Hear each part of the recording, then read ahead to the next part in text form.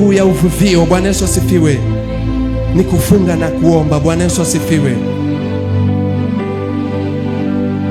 Ukitaka revival, Bwana Yesu asifiwe, utapata katika kufunga na kuomba.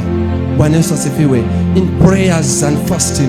But kama unataka, Bwana Yesu asifiwe, kama unataka utukufu wa Bwana, Bwana Yesu asifiwe, lazima uwe mwabudu halisi. Bwana Yesu asifiwe. Ndio maana anasema anatafuta waabudio halisi.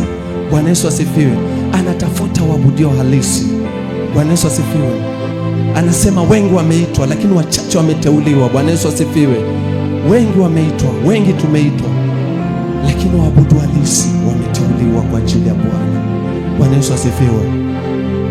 Unaweza kuwa unapangusa viti tu. Bwana Yesu asifiwe. Inaweza kuwa unatoshea vyoo, unaweza kuwa unawatoshea hili kanisa tu. Bwana Yesu asifiwe. Inaweza ikawa kazi yako ni kutoa hii maua kwenda kupigwa na jua pale. Bwana Yesu asifiwe. Lakini kama utafanya karoho na kweli, Bwana Yesu asifiwe, Mungu anaweza kufanya mambo makubwa sana. Bwana Yesu asifiwe.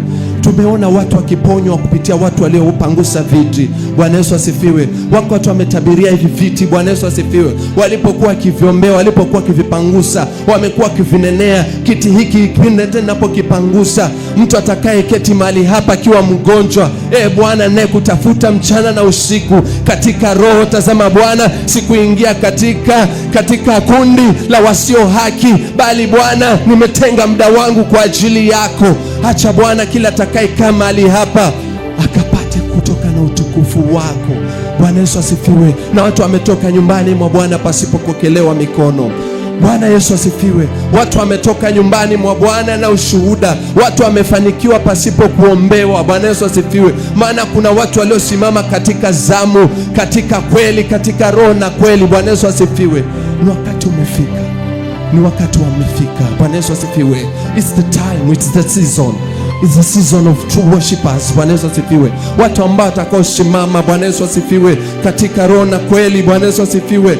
The hour has come. Bwana Yesu asifiwe. And that hour is now. Bwana Yesu asifiwe. Huu wakati ndio sasa hivi. When the true worshipers shall worship in truth, oh God. Bwana Yesu asifiwe. And in spirit. Bwana Yesu asifiwe. Ni wakati umefika. Ni wakati umefika.